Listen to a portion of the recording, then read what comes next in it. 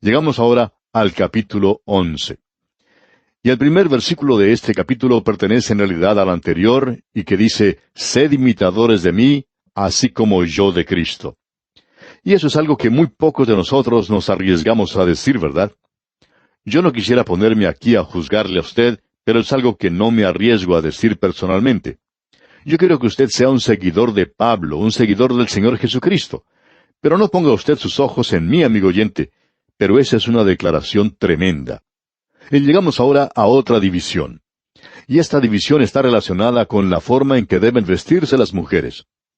Esta es otra de las cosas que los creyentes de Corinto le habían preguntado a Pablo. Notemos lo que él dice entonces en el versículo 2 de este capítulo 11 de su primera epístola a los Corintios.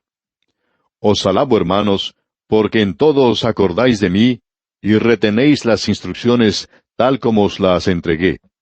Pablo dice, los alabo, hermanos, hasta este punto.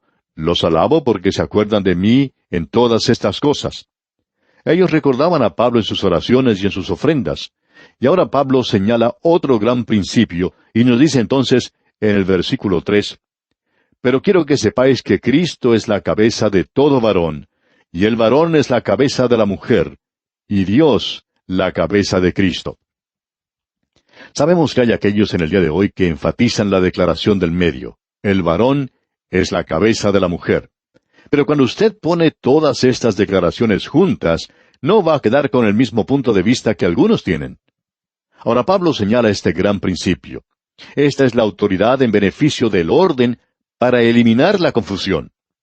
Un pastor que estaba confrontando algunos problemas en su iglesia dijo hace varios años que él tenía demasiados jefes y no suficientes trabajadores. Cada uno quería ser un líder, cada uno quería dar órdenes. Y dijo, hoy en día tenemos en la iglesia instrucciones para ser más líderes y quiero saber dónde se encuentra eso en la Biblia. Tenemos ciertas organizaciones que existen, según ellos, para instruir a los jóvenes a que sean líderes, para que sepan hablar. Pablo dice que estudiemos para tener tranquilidad. Y en realidad, amigo oyente, quisiéramos ver que no se pusiera tanto énfasis en cosas como esas, sino que se le diera más importancia a la Biblia, y darle énfasis a estas cosas que la misma Biblia les da. Necesitamos hoy a personas que actúen y que vivan como creyentes. Eso es lo importante. En este versículo 3 que hemos leído, la palabra que más se destaca es la palabra cabeza. Dice, porque quiero que sepáis que Cristo es la cabeza de todo varón, y el varón es la cabeza de la mujer, y Dios la cabeza de Cristo.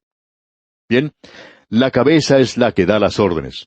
Y aquí es donde no estamos de acuerdo con algunos maestros que cuando leen este versículo, dicen que aquí se está hablando del hombre creyente. Aquí el orden normal, correcto, es el de Cristo, como la cabeza de cada hombre. Y eso no quiere decir simplemente que es la cabeza del creyente. Un hombre no llega a ser un hombre verdaderamente, sino hasta cuando llega a ser dominado por Cristo. Él no es un creyente normal. Hay aquellos que han sido dominados por la bebida, hay otros que han sido dominados por la pasión, y aquellos que han sido dominados por la carne. Pero nosotros necesitamos ser dominados por Cristo, amigo oyente. San Agustín dice, nuestros corazones están inquietos hasta cuando ellos descansan en ti. Así es que nosotros llegamos y lo hacemos a Él la cabeza. Y hay hombres destacados que han hecho eso. Por ejemplo, Martín Lutero, San Agustín y otros. Podemos decir que estos hombres fueron dominados por Cristo. Cuando oímos hablar de una persona que es un creyente, nos preguntamos, ¿ha sido dominado por Cristo? Eso es lo importante, y lo que él está diciendo aquí es que así debe ser. Ahora, la cabeza de la mujer es el hombre. No es de cada mujer, no es algo absoluto. En el matrimonio, la mujer debe responder al hombre. Ese es un principio general, y es normal, creemos, que una mujer sea sujeta al hombre en el matrimonio. Una mujer que no pueda admirar al hombre y respetarlo, no lo puede seguir y por supuesto que ella no debería casarse con él. Eso es importante. Pero una verdadera mujer responde con cada fibra de su ser al hombre que ella ama. Y él debe ser la clase de hombre que esté dispuesto a morir por ella.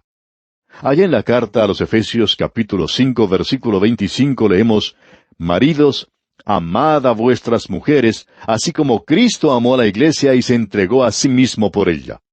El doctor G. Campbell Morgan, un comentarista bíblico muy destacado, cuenta que él y su esposa tenían una amiga, una mujer muy brillante, una mujer que tenía una gran personalidad y que era muy destacada. Ella era soltera. El doctor Morgan le hizo una vez una de esas preguntas directas: ¿por qué no se ha casado usted? Ella respondió: nunca pude encontrar a un hombre que me pudiera dominar. Por esa razón permaneció soltera. Pues bien, amigo oyente, si una mujer no encuentra esa clase de hombre, entonces cometería una equivocación fenomenal si se casara. Tendría problemas desde el primer día. Regresamos hoy al capítulo 11 de la primera epístola a los Corintios. Y en nuestro estudio anterior vimos que el apóstol Pablo estaba indicando con un gran principio que la cabeza de todo hombre es Cristo, y que la cabeza de la mujer es el hombre, y la cabeza de Cristo es Dios. Ahora, si un hombre ha sido dominado por el Señor Jesucristo, Él es su cabeza. Y la mujer, la esposa, ve en el hombre a alguien que la ama, y si es así, ella de una manera natural y normal le hará a él su cabeza, tanto de su vida como de su hogar. Cristo en forma voluntaria se sometió al Padre y tomó el lugar para nuestra redención. Y la cabeza de Cristo es Dios. Es por esa razón que Pablo presenta esta tremenda declaración.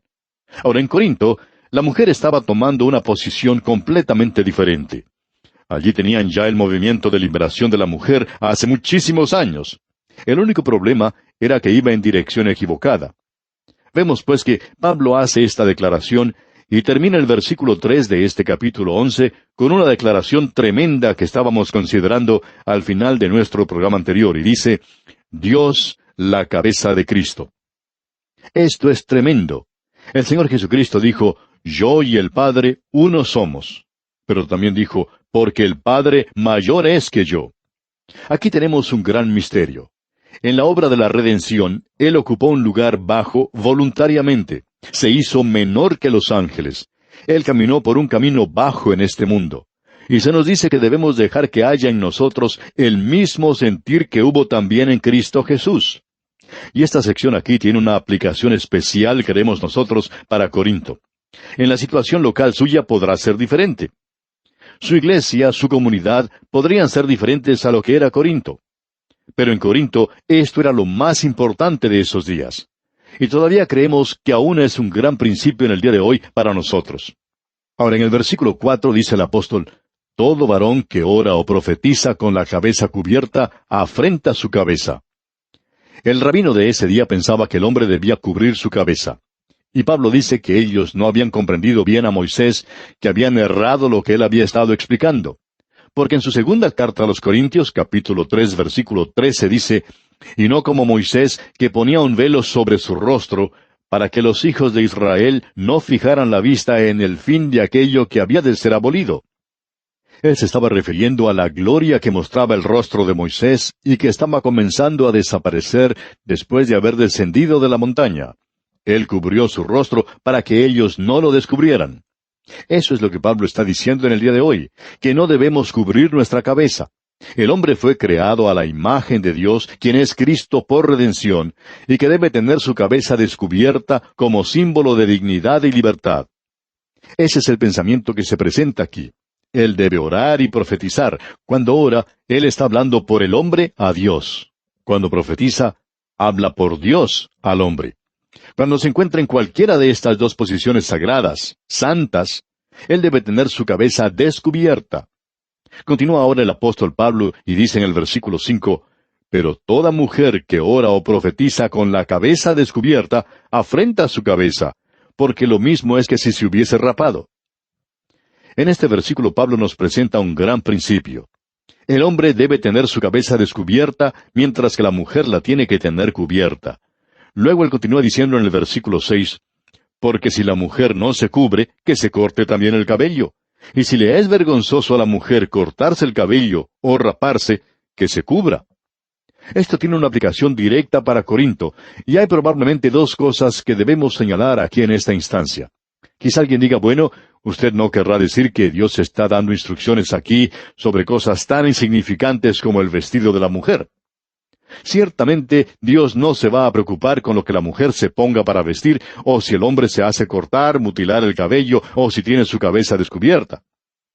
Pues bien, la Biblia enseña claramente que Dios está interesado en lo que usted se pone para vestir y cómo se arregla el cabello. Él dice, pues aún vuestros cabellos están todos contados. Él tenía mucho que decir sobre estos y otros temas relacionados en cada detalle de nuestra vida, ya que todos ellos entran bajo su inspección.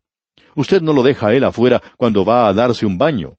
Los detalles más íntimos de nuestras vidas son como un libro abierto delante de él. Uno puede fijarse en las propagandas que aparecen en los diarios, en los periódicos, las revistas, así como también en la radio y la televisión, que la gran mayoría están relacionadas con lo que el hombre y la mujer visten. El cabello del hombre en nuestros días está dando tema para interesantes conversaciones. Y nosotros tenemos que ver lo que la palabra de Dios dice sobre esto. Necesitamos comprender que estas cuestiones fueron presentadas a Pablo por la iglesia de Corinto, y Pablo las está contestando. En primer lugar, el hombre no debe cubrir su cabeza, mientras que la mujer debe tener la suya cubierta. Ahora, antes de entrar en esto, quisiéramos decir que lo que él está diciendo está relacionado con la mujer que ora y profetiza. Eso quiere decir que la mujer puede orar en público y también puede hablar en público. La idea en el día de hoy de que la Biblia dice que la mujer no puede hacer esas cosas está completamente equivocada. Es verdad que nunca hemos tenido una mujer teóloga y tampoco hemos tenido alguna mujer que haya sido una gran predicadora. Alguien puede estar en desacuerdo con nosotros en cuanto a eso, pero eso no tiene importancia. La mujer tiene ese derecho si ella tiene ese don. Hay algunas que sí lo tienen.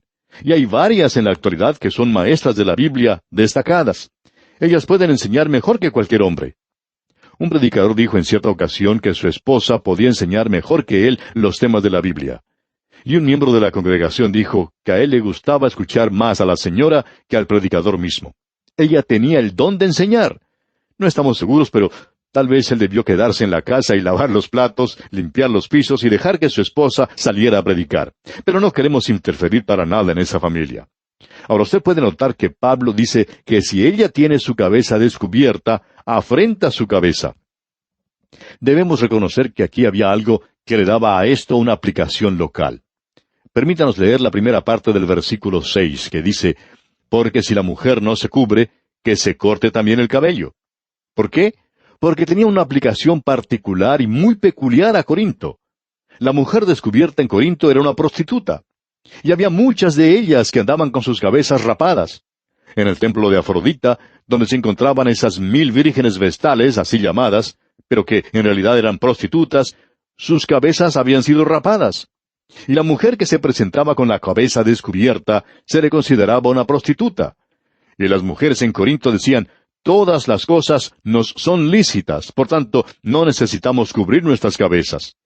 Este velo es la señal de rechazo.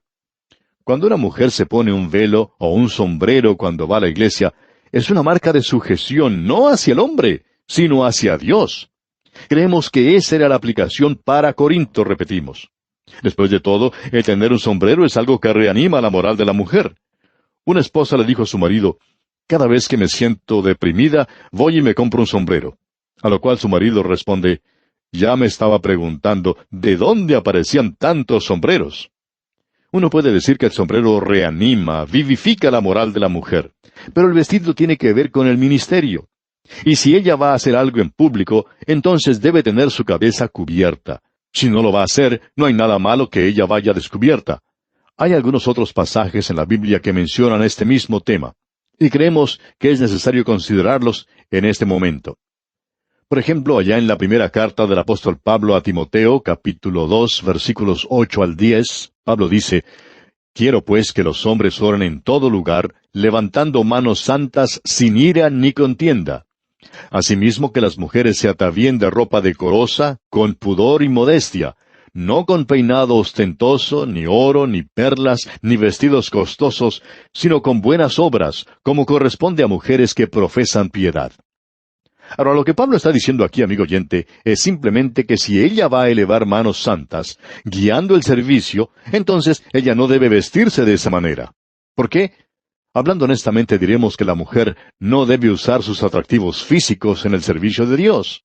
Es decir, hablando claramente, amigo oyente, Dios dice que no debe usar eso para nada. En realidad, ella nunca ganará a su esposo de esa manera. Notemos lo que Pedro dice allá en su primera carta universal, capítulo 3, versículos 1 y 2. Dice, Asimismo vosotras, mujeres, estad sujetas a vuestros maridos, para que también los que no creen a la palabra sean ganados sin palabra por la conducta de sus esposas, considerando vuestra conducta casta y respetuosa. Veamos ahora lo que Pedro sigue diciendo en el versículo 4. Sino el interno, el del corazón, en el incorruptible ornato de un espíritu afable y apacible, que es de grande estima delante de Dios. Luego en el versículo 7 de ese mismo capítulo 3 de la primera carta del apóstol Pedro dice, Vosotros maridos, igualmente, vivid con ellas sabiamente, dando honor a la mujer como a vaso más frágil, y como a coherederas de la gracia de la vida, para que vuestras oraciones no tengan estorbo. Y muchas oraciones de muchas familias han sido estorbadas a causa de que ni la esposa ni el esposo se han estado llevando como deben. Ellos no están portándose como es debido. Dios le está diciendo a la esposa en esta primera carta del apóstol Pedro que no puede ganar a su esposo para Cristo utilizando sus atracciones femeninas. No que ella no las debe usar, sino que de esa manera no se puede ganar a nadie para Cristo. Jezabel, por ejemplo, trató de hacerlo. ¿Pero qué ocurrió? Fracasó estrepitosamente. La reina Esther también intentó lo mismo, pero sin resultado. Salomé trató de hacerlo, pero no lo consiguió. Pero aquellas que realmente se destacan en las Sagradas Escrituras como personas maravillosas, mujeres piadosas, que fueron utilizadas por Dios, no recurrieron a esos medios. Podemos ver que Dios usó a Sara, a Débora, a Ana, a Abigail y a María, la madre de Jesús. Estas son las cosas que se nos mencionan aquí. Notemos ahora al continuar nuestra lectura aquí en la primera epístola a los Corintios, capítulo 11, los versículos 7 al 9. Pablo está hablando aquí de un principio que ya había mencionado antes, y en la manera en que esto puede aplicarse al hombre. Leamos los versículos 7 al 9. Porque el varón no debe cubrirse la cabeza, pues él es imagen y gloria de Dios. Pero la mujer es gloria del varón, porque el varón no procede de la mujer, sino la mujer del varón, y tampoco el varón fue creado por causa de la mujer, sino la mujer por causa del varón. Esto es algo muy importante a lo cual le debemos dar nuestra consideración, amigo oyente. El movimiento de la liberación de la mujer, en los días actuales, no nos preocupa en absoluto. Creemos que el lugar de la mujer es el de ser una ayuda idónea para el hombre. Y la otra parte de eso es que el hombre no es completo sin la mujer. No hay ninguna duda sobre eso. Por supuesto, siempre hay algunas excepciones, y ya tendremos ocasión de mencionar eso más adelante. Prosigamos ahora con el versículo 10. Por lo cual, la mujer debe tener señal de autoridad sobre su cabeza por causa de los ángeles. Aquí podemos obtener una referencia a los ángeles que no comprendemos completamente. Pero opinamos que estamos siendo observados hoy por las criaturas, las inteligencias que Dios ha creado. Y si uno se diera cuenta de que actualmente todas sus acciones están siendo observadas por las inteligencias creadas por Dios, ellas se están dando cuenta del amor de Dios, porque se puede ver claramente que nosotros no somos dignos del amor de Dios. Dios podría haberse descartado de nosotros, nos podría haber quitado, borrado de su creación, pero no lo hizo. Él nos amó, y la muestra de ese amor es su gracia que nos salvó. Veamos ahora el versículo 11. Pero en el Señor ni el varón es sin la mujer, ni la mujer sin el varón. Este es el poder de la mujer, el de poder mantener al hombre junto a ella, simplemente porque es una mujer. Y el hombre puede mantener a la mujer junto a sí mismo porque es hombre. Esa es la relación que debe existir en el matrimonio, amigo oyente. Y cuando eso no existe, entonces no hay lo que es ideal de Dios en ningún momento. Veamos ahora el versículo 12 de este capítulo 11 de la primera epístola a los Corintios. Porque así como la mujer procede del varón, también el varón nace de la mujer, pero todo procede de Dios. Usted puede apreciar que estas cosas son inseparables. El hombre no es completo en sí mismo, sino que es simplemente la mitad de una unidad. Tampoco la mujer es completa en sí misma en este asunto de la liberación de la mujer. Es una tontería para cualquiera, tanto para el hombre como para la mujer, el hablar de este tema de la liberación. El hombre necesita a la mujer y la mujer necesita al hombre. Eso es lo que es importante aquí. La libertad, amigo oyente, es la relación gloriosa en el matrimonio. Eso es mucho más importante. Notemos ahora el versículo 13. Juzgad vosotros mismos. ¿Es propio que la mujer ore a Dios sin cubrirse la cabeza?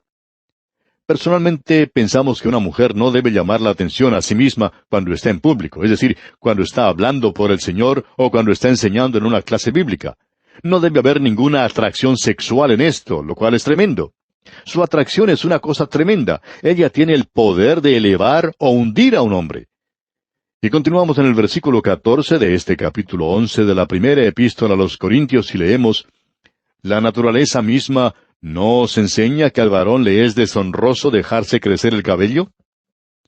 En el Antiguo Testamento había algunas personas que se obligaban por un voto a abstenerse de varias cosas. Era el voto nazareo. Ya lo hemos visto antes. Los hombres tomaban ese voto y lo hacían dedicándolo a Dios. Entre las cosas que no debían hacer era la de no cortarse el cabello. Eso indicaba que ellos estaban dispuestos a sufrir vergüenza por amor, por consideración a Dios. El mejor ejemplo que tenemos es el de Sansón, quien en realidad no era un individuo de mucha fuerza física. Él era un hombre pequeño, debilucho. Él era uno de esos jovencitos que siempre andan prendidos de la falda de su mamá, y que huía a su casa cuando veía a alguna muchacha hermosa y le decía a su mamá que se la fuera a buscar. Este hombre tenía cabello largo, y eso era porque él era un nazareo. Y era una vergüenza para el hombre el tener el cabello largo. Ahora, en nuestros días, quizá eso sea del agrado de algunos, pero eso es causa de vergüenza ante los ángeles.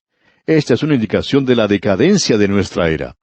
Ahora, hay algo más que debemos notar aquí, y no detenernos con esto simplemente. Sigamos leyendo los versículos 15 y 16 de este capítulo 11 de la primera epístola a los Corintios. Dice Pablo: Por el contrario, a la mujer dejarse crecer el cabello le es honroso, porque en lugar de velo le es dado el cabello. Con todo eso, si alguno quiere ser contencioso, nosotros no tenemos tal costumbre ni las iglesias de Dios. Permítanos decirle esto, amigo oyente. En el día de hoy, nosotros tenemos libertad en Cristo. Si usted desea dejarse crecer el cabello, lo puede hacer. Hay algunas personas en estos días que, aunque quisieran, no lo pueden hacer. Hay algunos de nuestros amigos a los que ya se les está cayendo. Pero nuestros valores morales se han visto trastornados y existe el peligro de ser un extremista si uno va en una u otra dirección. Hay una rebelión contra la teología puritana. Y por tanto, hay un peligro de irse a un extremo al reaccionar contra ella. Es como una dama que fue a visitar al psiquiatra. Su familia le había urgido a ella a que fuera, y entonces el doctor le preguntó: ¿cuáles son sus problemas? A lo cual ella respondió: bueno, ellos piensan que es raro que a mí me gusten las tortillas. El doctor le dice: ¿por qué? No hay nada malo en que a uno le gusten las tortillas. A mí también me gustan. Y entonces la señora le dice: ¿le gustan? Bueno, entonces venga a visitarnos alguna vez, pues tengo baúles llenos de tortillas. Amigo oyente, usted puede ser un extremista en aquello que puede ser una cosa normal. Usted puede dejar que su cabello crezca demasiado si usted es un hombre. Para una mujer, eso es su gloria. Pero Pablo dice aquí que en realidad no es el corte del cabello ni el estilo del vestido. Él dice que nosotros no tenemos tal costumbre ni las iglesias de Dios. No creemos que la iglesia tenga que hacer reglas en relación a la vestimenta de la mujer o del cabello del hombre. Lo de valor es el hombre interior. Lo que en realidad necesita un corte de cabello es la vieja naturaleza del hombre. Todos nosotros necesitamos cubrirnos con el manto de justicia. Y amigo oyente, si usted va vestido con el manto de justicia, entonces esta vieja naturaleza está bajo el control del Espíritu Santo, y el Espíritu Santo es el que, por así decirlo, le da ese corte de cabello.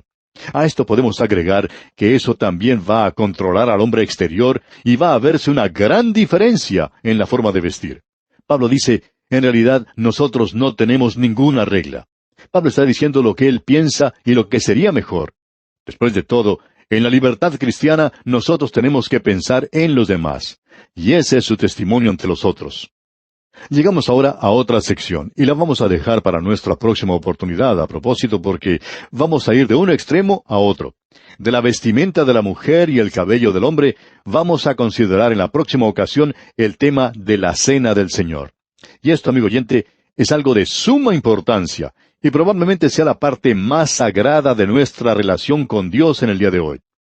Estamos seguros que esto de la Cena del Señor es algo que ha sido mal interpretado en muchas iglesias, y como resultado, es casi una blasfemia la manera como se observa en algunos lugares. Y Pablo va a decir aquí que Dios lo juzgará a usted por la manera como usted practica la Cena del Señor, indicando que entre los corintios había en realidad algunos que estaban enfermos y otros que habían muerto. ¿Por qué? Simplemente por la manera de observar la Cena del Señor. Ellos lo hacían sin discernir el cuerpo del Señor. Y nos preguntamos si lo hacemos en el día de hoy. Lo que nosotros en nuestra mayoría observamos es el método utilizado. Notamos cada detalle del ritual. Pero, ¿discernimos nosotros el cuerpo de Cristo? Ellos habían hecho preguntas a Pablo sobre este tema, y Pablo había oído de algunas cosas que estaban sucediendo en Corinto. Continuamos nuestro estudio del capítulo 11 de esta primera epístola del apóstol Pablo a los Corintios. Y en el día de hoy vamos a considerar la expresión más alta y el ejercicio de adoración cristiano más santo, que es la Cena del Señor. Es presentado aquí porque había descendido a un nivel tan secular que prácticamente los creyentes en Corinto estaban blasfemando cada vez que celebraban la Cena del Señor. En relación a ese tema, Pablo pues les da instrucciones. Aquí podría haber hecho una división de la epístola de manera espiritual, pero no lo hace por la sencilla razón de que aquí está tratando con una situación muy mala. Y estamos seguros que en el día de hoy podría ser duplicada, pero con algunas cosas un poco diferente. No existe hoy la misma situación que prevalecía en la iglesia de esos días, pero aquí tenemos varias lecciones para nosotros. Lo interesante que debemos notar es que los 4 evangelios mencionan la institución de la Cena del Señor, mientras que no todos tienen el relato del nacimiento de Cristo, pero sí mencionan la Cena del Señor que nos habla de su muerte. El Señor no solicitó a la iglesia que recordara su nacimiento, pero sí le solicitó y ordenó que aquellos que eran suyos lo recordaran en su muerte. Y Pablo le dio a este asunto suma importancia. Y si usted quiere enterarse de lo importante que esto es, Pablo dice en el versículo 23 del capítulo 11 lo siguiente: «Porque yo recibí del Señor lo que también os he enseñado, que el Señor Jesús, la noche que fue entregado, tomó pan». Ahora, él recibió esto por una revelación directa.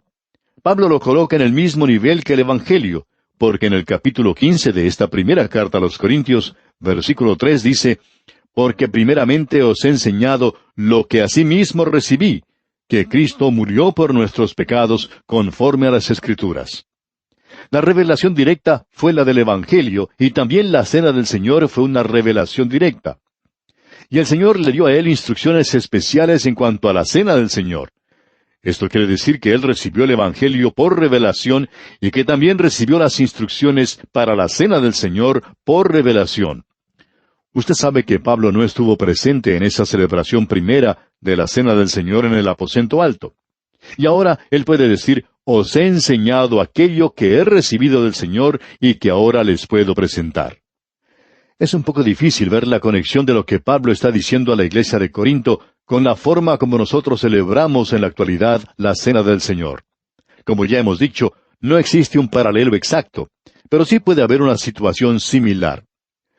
En aquel entonces, la Cena del Señor era precedida por una comida social. Probablemente se celebraba en los hogares, y también probablemente se hacía diariamente. Quizá esa era la manera que ellos tenían de celebrar la Cena del Señor. Después del día de Pentecostés, los creyentes se mantenían unidos.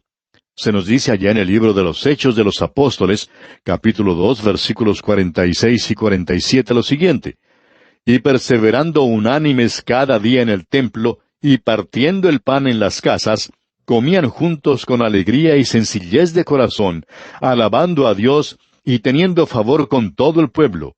Y el Señor añadía cada día a la iglesia los que habían de ser salvos». El filósofo de Atenas, Arístides, que vivió en la primera parte del siglo II, describe la forma en que los creyentes de su día vivían, y él dice: «Cada mañana, a todas horas, y gracias a la bondad de Dios hacia ellos, le alababan elevando cantos de adoración hacia él. Y si una persona justa de aquellos que pertenecían a ellos llegaba a fallecer, pasaba de este mundo, ellos se regocijaban y le daban gracias a Dios. Si una criatura moría en su infancia, ellos alababan a Dios grandemente por una persona que había pasado a través de este mundo sin cometer ningún pecado. Esa es la declaración de una persona que no pertenecía a la iglesia. Así es que la iglesia en Corinto seguía ese mismo procedimiento, el de tener una comida con la celebración de la Cena del Señor. Después de todo, la Pascua era esa clase de celebración en el aposento alto. Usted recordará que el Señor celebró la fiesta de la Pascua. Leemos allá en el Evangelio según San Mateo, capítulo 26, versículo 26, que mientras comían, tomó Jesús el pan y bendijo, y lo partió. Y nuestro Señor, del rescoldo de un fuego que se acercaba a su fin, de una fiesta que llegaba a su punto final, Él hizo algo nuevo. De las cenizas de la fiesta muerta, Él inició algo completamente nuevo. En el día de hoy nosotros tenemos una costumbre. Es la costumbre de los clubes y asociaciones, y aún de iglesias, bancos, compañías de seguro, que tienen en ocasiones comidas juntos. Es por lo general un tiempo de compañerismo. En la iglesia nosotros nos reunimos para una cena, para una comida, y hay muchas personas que critican los banquetes que se celebran en las iglesias. Y yo también lo he hecho cuando ellos son nada más que una excusa para dar atención al hombre físico. Pero en la iglesia primitiva ellos lo celebraban y lo llamaban ágape o una fiesta de amor. Y eso era parte de koinonía, el compañerismo, comunión de la iglesia. Y en ese día la reunión social era la antesala, por así decirlo, de la celebración de la Cena del Señor, que es la Eucaristía. Esas fiestas fueron finalmente separadas, las cuales ya no se practican más en nuestros días. Usted no tiene que tener una comida que sirva de antesala para la celebración de la Cena del Señor. Ahora aquí tenemos un mensaje para nosotros. Y veamos si lo podemos localizar. Vamos a volver a nuestro texto y leer el versículo 17 de este capítulo 11 de la primera epístola a los Corintios. Dice, pero al anunciaros esto que sigue, ahora esta palabra anunciaros es una orden y debería ser, pero al ordenarles esto que sigue. Ahora este es un mandamiento de parte de Pablo, y continúa diciendo en el versículo 17, no os alabo, porque no os congregáis para lo mejor, sino para lo peor. En otras palabras, ellos tenían que haberse reunido para tener una gran bendición espiritual. Pero no era así, no llegó a hacer eso. Fue en realidad una cosa. ¿Qué es lo que ocurrió? Avancemos ahora con la primera parte del versículo 18 de este capítulo 11. Pues en primer lugar, cuando os reunís como iglesia. Ahora, cuando ellos se reunían en la iglesia, aquí él no está hablando de un edificio. Él está hablando de cuando los creyentes se reúnen juntos. Nosotros siempre pensamos de algún edificio cuando decimos iglesia. Uno puede decir la iglesia bautista, la iglesia metodista, la iglesia presbiteriana o la iglesia independiente. Podemos indicar que una de esas iglesias está en la esquina, pero en realidad la iglesia no está allí en la esquina. Puede ser que está cerrada, que no haya nadie en ese lugar, y entonces no es una iglesia, es simplemente un edificio. La iglesia es la gente misma, pero es muy difícil para nosotros pensar de esa manera. Así es que se nos dice aquí en el versículo 18, pues en primer lugar, cuando os reunís como iglesia, oigo que hay entre vosotros divisiones y en parte lo creo. En otras palabras, había un espíritu de división que se hallaba presente aún en la celebración de la Cena del Señor. Esa división existía allí. Ahora veamos lo que dice el versículo 19. Porque es preciso que entre vosotros haya disensiones, para que se hagan manifiestos entre vosotros los que son aprobados. Esto explica todos los cultos y las sectas que existen actualmente. ¿Por qué los permite Dios? Pues ¿ha notado usted alguna vez, amigo oyente, cuando su esposa o quizás su mamá está cocinando algo y hay una acumulación de cierta materia en la superficie? Ella toma una cuchara o una espumadera y lo quita. Eso es lo que Dios hace. La iglesia está llena en el día de hoy con personas que no son creyentes. Un gran porcentaje de las personas que asisten a las iglesias en estos días no son salvas en realidad, son simplemente miembros de la iglesia. Y el Señor los quita de la superficie, como cuando la esposa de uno quita la nata que se forma al calentar la leche, por ejemplo. ¿Cómo? Ellos van a estos cultos y sectas. Eso es lo que dice aquí claramente, porque es preciso que entre vosotros haya disensiones, es decir, herejías, para que se hagan manifiestas entre vosotros los que son aprobados. La herejía llega junto con los cultos y las sectas, y muchas personas de las iglesias se dirigen hacia ellos. ¿Por qué? Porque Dios está limpiando la superficie de la iglesia, es decir, para que se pueda declarar a aquellos que realmente son genuinos. Y ahora dice aquí en el versículo 20 de este capítulo 11 de la primera epístola a los Corintios: Cuando pues os reunís vosotros, esto no es comer la cena del Señor. Es decir, sería imposible para ellos celebrar la cena del Señor de la manera en que se estaban comportando en la fiesta que la precedía. Y bajo esas circunstancias, ellos no podían celebrar la cena del Señor. Y continúa Pablo diciendo en el versículo 21, porque al comer, cada uno se adelanta a tomar su propia cena, y uno tiene hambre y otro se embriaga. Aquí tenemos una declaración que nos llama mucho la atención. Tenemos a una persona que no tenía nada para traer a la fiesta esa y estaba pasando hambre. Y a su lado se sienta una persona rica que tiene toda clase de manjares, pero éste no le convida nada al hombre pobre que tiene a su lado. Usted puede apreciar entonces que su comunión allí estaba rota. No hay comunión cuando uno hace las cosas de esa manera. No hay comunión si usted no me convida a mí y si yo no le convido a usted. Eso es lo que estaba ocurriendo aquí. Como resultado, tenemos una situación trágica. Un hombre pobre, con hambre y sin nadie que le diera algo de comer. Eso no es comunión de ninguna manera. Y ahora tenemos algo más aquí en el versículo 22. Pues qué, ¿no tenéis casas en que comáis y bebáis? ¿O menospreciáis la iglesia de Dios y avergonzáis a los que no tienen nada? ¿Qué os diré? ¿Os alabaré? En esto no os alabo. ¿Qué ocurrió? El apóstol les pregunta, ¿no tenéis casas en que comáis y bebáis? Lo que estaba ocurriendo era simplemente esto, que ellos estaban fracturando, rompiendo la iglesia, y lo estaban mostrando visiblemente en la forma en que estaban compartiendo las cosas que tenían. Y había algunos que se estaban emborrachando en esta fiesta de ágape, esta fiesta de amor, y ellos no estaban en ninguna condición como para recordar la muerte de Cristo. Para ellos todo era brumoso, como dentro de una niebla. Y ahora Pablo les da entonces lo que recibió por revelación directa.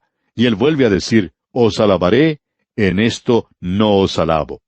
Y continúa en el versículo 23 de este capítulo 11 de la primera carta a los Corintios diciendo, porque yo recibí del Señor lo que también os he enseñado, que el Señor Jesús, la noche que fue entregado, tomó pan. Hay algunos que dicen que quieren celebrar la cena del Señor en la misma manera en que el Señor lo hizo.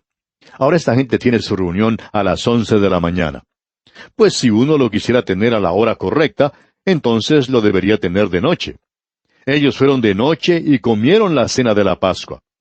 Si uno quiere elegir la hora correcta, no lo debe hacer a las 11 de la mañana. Hay una iglesia, por ejemplo, que estableció en su iglesia el servicio de comunión por la noche. Y muchas otras hay así. Sin embargo, en una iglesia en particular, había algunas personas que se quejaban que querían celebrarla de la misma manera en que el Señor lo había hecho. Y a esto el pastor respondió que por esa misma razón se celebraba la cena del Señor por la noche, porque el Señor Jesús lo hizo de noche. Escuche lo que Pablo dice aquí en el versículo 23, que el Señor Jesús, la noche que fue entregado, tomó pan. Leamos ahora el versículo 24.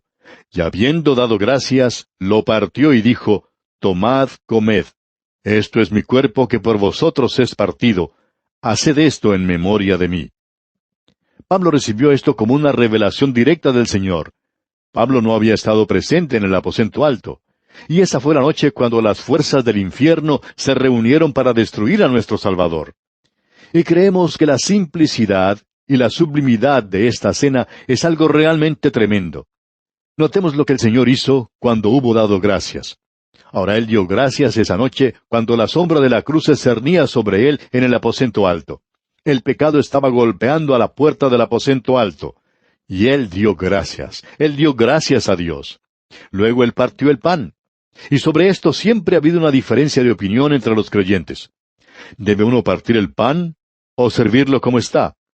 Bueno, podemos decir que hay algunas iglesias que lo parten, mientras que otras no lo hacen. En la mayoría de las iglesias protestantes no se hace. En una iglesia se hizo algo diferente. Y es que la persona que servía el pan ante la congregación tomaba un pedazo y lo partía ante ellos. Y eso habla del cuerpo partido de nuestro Señor.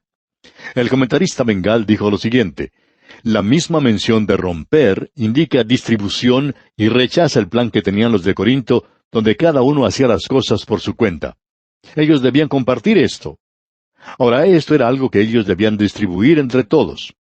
Notemos ahora lo que dice aquí el versículo 25 de este capítulo 11 de la primera carta a los Corintios. Asimismo, tomó también la copa, después de haber cenado, diciendo, Esta copa es el nuevo pacto en mi sangre. Haced esto todas las veces que la bebiereis en memoria de mí. Ahora el pan habla de su cuerpo partido, y esto habla de un nuevo pacto. Este es el Nuevo Testamento, el nuevo pacto en su sangre, y siempre se le llama la copa. Usted puede notar que dice, bebe esta copa. Y Lucas habla del fruto de la vid, nunca le llama vino. Debemos decir que creemos que era sin fermentar. Ahora algunos quizá digan, ¿por qué dice eso? Bueno, esta era la fiesta de la Pascua, y ellos estaban sirviendo pan sin levadura. ¿Piensa usted que ellos servirían el fruto de la vid leudado, que sería el vino? Por supuesto que no. Ellos nunca tendrían pan sin levadura y jugo de uva leudado. Ahora el cuerpo es la copa que contiene la sangre. También queremos decir que la sangre habla de su muerte, o sea, de la muerte de Cristo. Y creemos que no era una sangre contaminada como la mía o la suya. No era leudada. Era, si se puede decir, un jugo de uva sin leudar. Eso lo creo de todo corazón. Ahora, en el versículo 26, Pablo agrega algo nuevo. Así pues, todas las veces que comiereis este pan y bebiereis esta copa, la muerte del Señor anunciáis hasta que Él venga. La cena del Señor es una celebración. Él dice que se la hace en memoria de Él. En memoria de mí, dice el versículo 25. Y eso echa una mirada hacia el pasado. Echa una mirada hacia el momento en que Cristo murió en la cruz.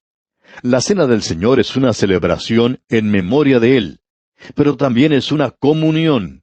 Él es el Cristo viviente que se encuentra hoy a la diestra de Dios, y habla de mi relación vital, actual con Él, con el Señor Jesús. Pero también mira hacia el futuro.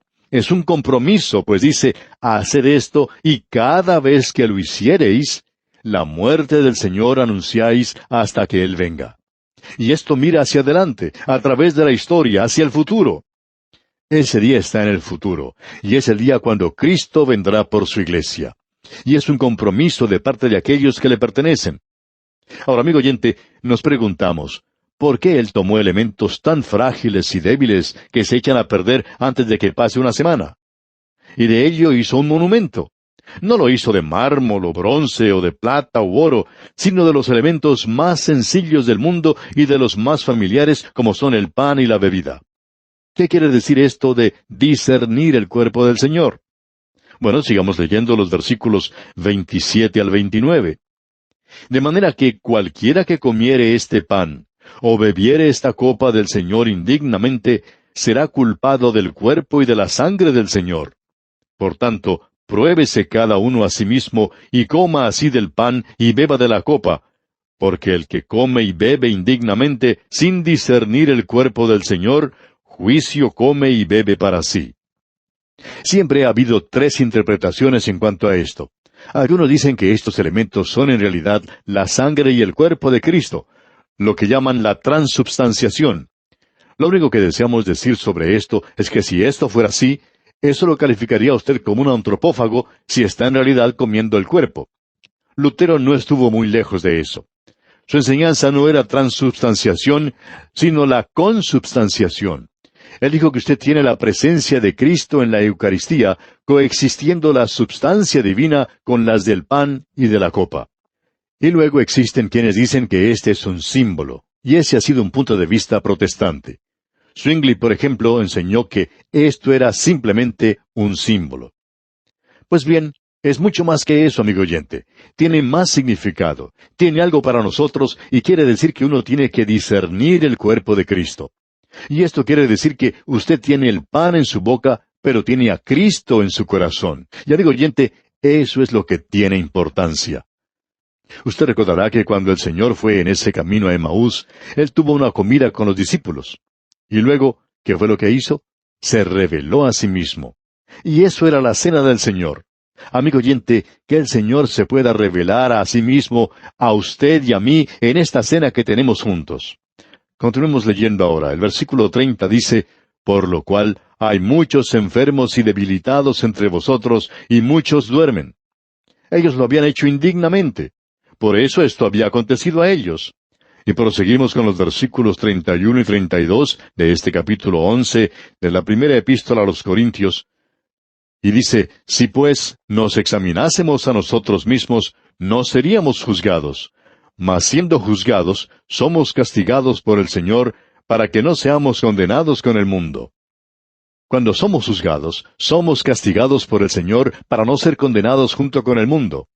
Nosotros nos podemos juzgar a nosotros mismos cuando estamos equivocados, porque si nosotros no lo hacemos, entonces Él lo hará, porque nosotros somos creyentes. Ahora el versículo 33 dice, así que, hermanos míos, cuando os reunís a comer, esperaos unos a otros. Aquí debemos agregar esto, que nosotros no debemos ser condenados con el mundo. Él va a juzgar al mundo. Por tanto, tiene que tratar con los suyos ahora. Y el versículo 34 de este capítulo 11 de la primera epístola a los Corintios dice, si alguno tuviere hambre, coma en su casa, para que no os reunáis para juicio. Las demás cosas las pondré en orden cuando yo fuere. Había otras cosas en Corinto que estaban andando mal, pero que el apóstol Pablo no escribió en cuanto a ellas. Él dice, las demás cosas las pondré en orden cuando yo fuere. Pero estas son esas cosas. Ahora él cambiará el tema de lo que está diciendo en la próxima oportunidad. Él pasará de las cosas carnales a las espirituales. De eso era de lo que él quería hablar desde el mismo comienzo. Pero ellos tenían todos estos problemas y todas estas dificultades iguales a las que tenemos nosotros en el día de hoy. Y es por esa razón por lo que ellas son tan importantes para nosotros. Por ahora, vamos a detenernos aquí. Que el Señor le bendiga en gran manera es nuestra ferviente oración.